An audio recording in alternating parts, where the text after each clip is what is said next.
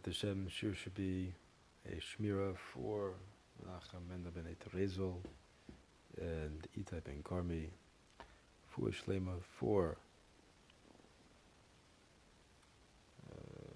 Abraham Nechemia ben Breina, and the Schus for all of us who are trying to grow in our Avodas Hashem, to make it real. And all a person has to do is spend just a little bit of time with Rav Nassan, and that makes it real.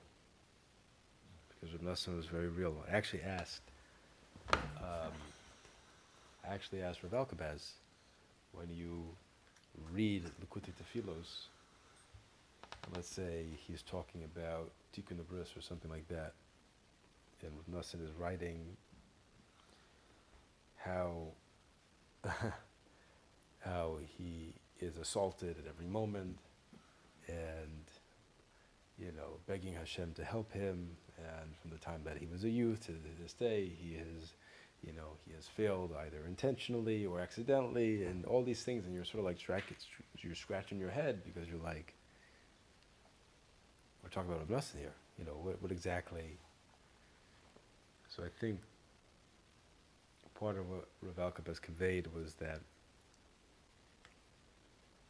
a very important idea is that the more a person grows in Avodas Hashem, the more that they feel their own loneliness. So from his perspective, even if he was at a level we can't even begin to fathom when it comes to spirituality, but at his level, when he's talking about Tikkun Bris, that's very real, because any infraction, if you will, is going to be magnetized a billion times for him, and so that's why he's speaking sincerely, and at the same time you also feel that he literally, no stone is left unturned in the human experience in Likutey Tefillos, and you feel that he's really putting a language to your experience in something, whatever it is that you're going through in your spiritual journey. And so there's this unbelievably powerful effect of the tefillah, where we're getting his authentic expression, but even though at his lofty level, that is still striking me at the place that I am, encountering life at. So Nassan his words are exceedingly deep and real, and also simple and guiding us.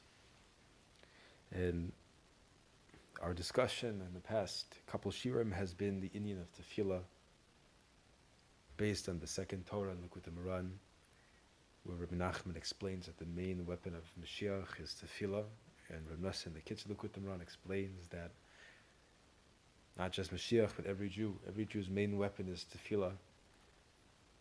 As we've talked about in some of the commentaries, that means literally. That means whatever a person's going through in his life or her life, he can conquer that thing with tefillah. Whether it's overeating, whether it's a certain taiva, whether it's stinginess, whatever your war is, it can be accomplished, it can be overcome through tefillah. And we spoke in particular last time, and I heard also today that Rav Alkabaz has brought this down as part of the power of what his whole program called Breath Therapy is about, taking Torah and turning it into tefillah. And the idea that if a person wants to experience real change in his life, then you need both of these things. You need the Torah, which is like the neshama, and you need to give the neshama garment, which is through the tefillah. And by doing this, by giving birth to that idea through the mouth, this is what's actually going to catalyze the effect in the person's life. So for example, let's say a person really wants to believe that tefillah is his main weapon. So you could say, Hashem, I've been learning in Likutey Halachos, I've been learning in Likutey Moran that a person's main weapon is tefillah. Help me believe that that's really true. Whereas Rav Nassan is so powerfully explained that part of being mashlim tefillah is that amunah shlema, which comprises both of believing in Hashem's complete and thorough hashgacha pratis, but also believing in your own tefillah, believing that your tefillahs are heard and that they matter. So maybe you believe that Hashem controls the world, but you have problems or you have struggles believing that does Hashem really hear me? So Hashem, help me be mashal in this tefillah, making this kli for the Shef to come down through believing that Hashem, that you hear me. And that's how you transform this Torah into a tefillah. And now we're going to we're going to introduce the idea of the Bechor, which is one of our questions. What does the Bechor have to do with the double portion? So Nassim writes, "V'zeh b'chinas Bechor." This is the whole concept of the Bechor. Ki mesham nimshach holades ha-Bechor ki kol holades v'kol hashbaos hakol nimshach rach ayodei ha-tefillah. Because from there, from tefillah, is drawn down the holades ha-Bechor, because all births in all shefa, all of it is drawn through tefillah. V'al kain, and therefore holades ha-Bechor nimshach mebechinas zos. Therefore, the birth of the firstborn is drawn from this aspect, this concept. What is that? Mebechinas pu'ula rishona shepol el ish Yisraeli ayidei tefilaso she'ayidei ze is nizchazcha munaso, this palo tamid. It's drawn from this pu'ula rishona, this first manifestation, right? A person, he puts all his kishkas, all his heart and soul into the tefillah, and then it has that first effect. That this Ish Yisraeli he caused through his tefillah. And he sees that his tefillah had an impact. And it strengthens his amunah to daven more, to daven regularly. Umesham, and from there, Nimshach Choledes Bechor. And so from there is this concept of is the birth of the firstborn, which is that Holada Rishona. Right? The firstborn is his first tefillah, his first big tefillah, his Bechor. That's his Bechor. V'chol Holades Shenim Shamchim. Therefore, all births are drawn achakach, subsequent. B'chulam yesh b'em chelek meholades ha-Bechor. So all of his tefillahs, or we're talking in the world of births right now. So all children, they're going to have a chelek. Now these are two parallel ideas. So they all have a chelek in that firstborn. As it's written in the writings of the Rizal, we're going to see in the next paragraph how this idea is going to be expressed through Kabbalah. We'll try to say it in as simple a way as possible, because it's above my pay grade. Hayinu, that is to say, here we go. Shekol hatafilos. So now we're going to see this idea as expressed through our topic of conversation, which is the tefillas. Hayinu shekol hatafilos.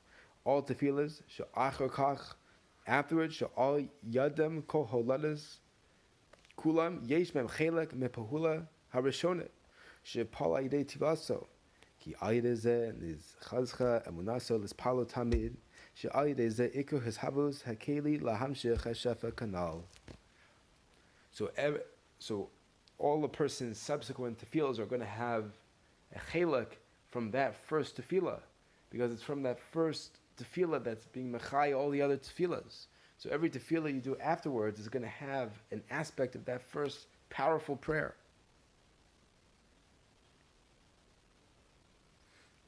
Yalken, okay, here we go. And therefore, nota ha-Bechor pishnayim. So therefore, it's the Bechor that has the pishnayim, the double inheritance, that double-edged sword. Keneged pishnayim sheish b'tefillah, which corresponds to the pishnayim that's in tefillah. Shehem, like we said, Siddur Shvacho Yisbarach Ubekashus Tzracha.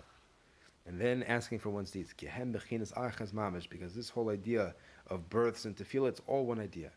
Ki Siddur Shvacho Kodem Sha'ala Tzracha. When the person orders his praise, he praises Hashem prior to asking for his needs. Shehu, as we mentioned in the previous year, Shehu Chizik Emunah. That is what's mechazik the Emunah. Kidei la'asos keli. That's going to make the keli. It's in his first tefillah, so to speak, where he exemplifies this paradigm of praising Hashem, which is Machazik the Mu'una, in order to make the Keli to receive the Shefa. And therefore, when you're asking for your needs, you actually believe that Hashem is going to be the source of the salvation in your life, as opposed to just lip service, or you don't really believe that. You believe it's going to come through the doctors, or you believe it's going to come through this, or you're going to believe it's going to come through that.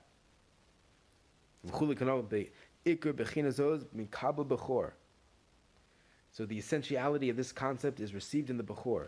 Shehu bechinas pula rishona, because the Bechor represents the pula rishona shepoel ayidei tefilaso, that was catalyzed through his tefillah. She'az hayit sarich lechazek biyoseh la'amin ba'atzmom ne'archa sh'daim lo ra'a shum pula ayidei tefilaso. Because prior to that first tefillah being manifest, where Hashem answers him, he still hasn't seen the effect, so he has to put a lot of energy into that puppy. Aval achachach should cover Paul Pu'al Rishona, but afterwards he bears witness to that Pu'al Rishona, B'tfilaso and his tefillah. Az yachol benachol lechazek b'chol pam la'ami ba'atzmo. It's easier for him to go forward in his subsequent tefillahs to mechazik, to believe in himself. Because he's already seen the effect of his prayer. So now that he's experienced, wow, Hashem really is listening, that energizes and it lifts him into all his other tefillahs. Nimsa, Shekol, Holades. So actually, we'll keep going. Nimsa, Shekol, Holades, Vakol Hashma'os. So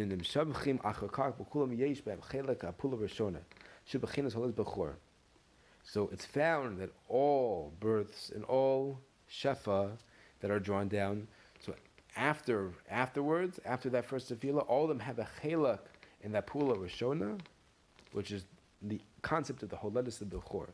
So the reason why the idea of the bechor getting the double portion, because the bechor is the most he exemplifies this idea to the highest level, because he's the one that's ultimately making that initial keli for the shefa to come down.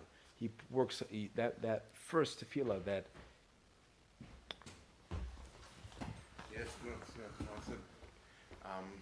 sorry, I'm 15 minutes late. All good, really. We're happy you're here. So the Bechor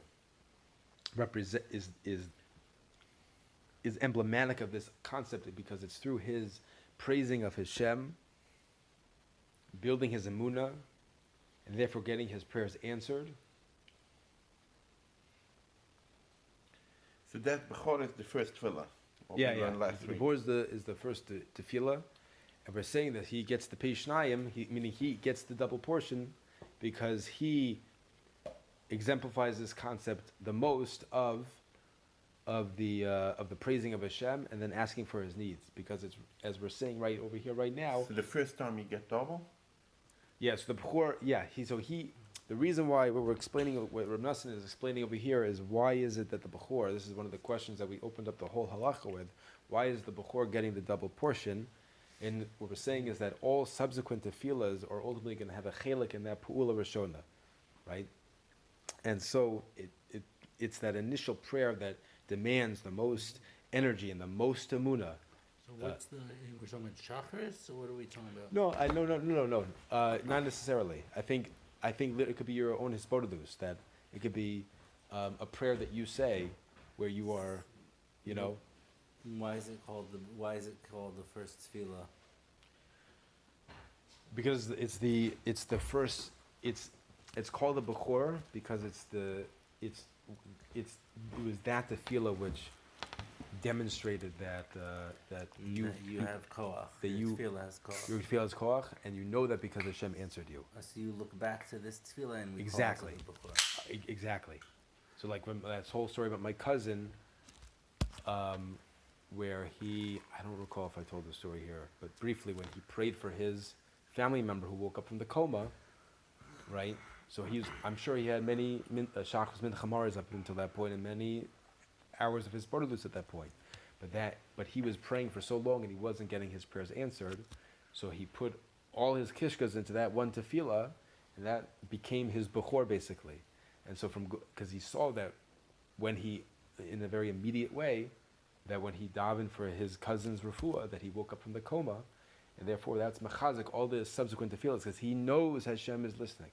That's the idea, and the paradigm that we're getting over here is this model of the double-edged sword, of the double portion, which is these two aspects of tefillah, of praising, thanking Hashem, right? And we said in the previous paragraphs, that's what forms the kli is that emunah shlema, and that emunah shlema involves both the belief that Hashem runs the whole world, but He also listens to your prayers and He hears everything that you're saying. That's creating the keli for the shefa to come down, because Hashem wants to give you all that shefa. But if I don't have a proper vessel, or the vessel's cracked, then I can't receive that shefa. So that's why we're first praising Hashem, because then, and like if we're looking to the Shemona Esrei, we're seeing this idea manifest in the Shemona Esrei, because once we go through the praising the Avos, because just like Hashem answered the Avos, He can answer me too, and the idea of Hashem, Hashem's His godless being His Chesed and His Tov. So once I concretize that Amunah within myself, so then I can go into requesting things because I believe that He's going to answer. Then we end that with Shmei Tefillah, which is Hashem. I believe you actually are going to be the one to answer my prayers, right? So that's the idea. It's the bechor. It's the bechor that expresses this idea the most, because all subsequent tefillahs are going to basically be energized from that first tefillah. So it's that initial tefillah that demands, so to speak, almost like the most amount of amunah, and that's what's creating the kli. Good? We're masber that enough. Beautiful. So, nimsa shekol holadis nimsa. It's over here. Somewhere in that Should sea of cover with wisdom. this, Halachos. So nimsa shekol holadis v'chol hashpaos shem nimshachim achacha b'chum yesh behem chelek hapula rishona shubuchins holas b'chor v'al kain, and we see this in Devarim Kaf Aleph Yud Zayin, Perek Kaf Aleph Pasuk Yud Zayin. V'al kain magia lo pishnayim b'chol asher yimsalo ki yesh lo chelek keneged kol echad v'echad. Meaning to say that that the firstborn gets the double portion, and therefore all the children after the firstborn have they all have he shares in their chelik basically. And then what Reb Nosson does in a very powerful way, he's going to express this idea of Kabbalah. Hold on to your stender. Here we go. Maybe the Rebbe should do this part. We have Ayin, Bekisra Arizal. So we see in the writings of the Arizal, Mavur, Be'inyan Darche Sedosav, Hagadoshim, Shepi Shnaim, Shenot Bechor, Hu Bechinas Ein Ha'isha, Koreses Bris, V'chule. Shehu Bechinas Hahu Rucha Deshadeg Begave. So we saw this pasuk from the Gemara, or this idea from the Gemara earlier, which is that the husband makes the Isha Keli through the act of Bia, right? He's being mashpia on her, and right, she becomes the Keli for the Zera. And this is also going to be, we're going to see how this idea exists on the level of Kabbalah, because when the husband is doing the act of Bia, he's, so to speak, injecting what's called in the lashon of in this lashon of Kabbalah, ruach deshadei begave, this like initial vigor, if you will, this initial spirit, Jehu b'china sodi yibum, which is the secret of yibum, ki bahu rucha deshadei begave bebia harishona. So yibum, for all of us that need reminding, right? That you have the first husband passes away, and then falls onto the brother to marry his wife. But we're gonna, in a simple way, the idea is, as far as I understand it, is that initial Bia Rishona that the Isha received, right, all subsequent children are going to, through the Bechor, actually are going to have a chelak in that initial hashpah from that bia. Shemisham tzrikam lekabel kol aledes shekol habanim. The ikar mekabel Bechor, and the essential receptor is the Bechor. The kol habanim shebaim achachak. So all sons, all children that come afterwards, mekablim al yada, they receive through this Bechor. Yalkein magia lo pishnaim ayin sham. And the point over here, basically, for our purposes, is basically this, the following two lines that the Rebbe is going to say. V'chol hadavarim ha'elu mevurim ata al pi darchin kederach pshusha le'uvda u'lemaisa. So all these matters that we're explaining over here can be understood at a very simple level, avoda lemaisa. L'chazik tefila tami v'chanal. That we have this very lofty concept of Kabbalah, of this idea of the Bechor, but for us it's meant to mechazik our own avoda in tefillah. Ve'emes hakol echad ki gam pnimius kavan sarizal hi lahavi lidei lamaisa. And in truth, everyone, kol echad ki gam pnimius kavan sarizal, even at the most pnimi level of what the Rizal is intending by this teaching, is not meant to remain theoretical. It's meant to actually bring a person to grow in their avodas Hashem. Like there's the series, the B'yom Techecha series, which is produced from one of the Talmidim of Rav Itchamar of Morgenstern. And the whole inyan of this series, from my understanding, looking at a distance, is that a person's avodas Hashem should be everything should be affecting his avodas Hashem. So they put out a sefer recently. A good friend of mine actually gifted me. We'll see when we can get to it. But they put out the first volume of Otros Chaim with the B'yom Techecha Pirush.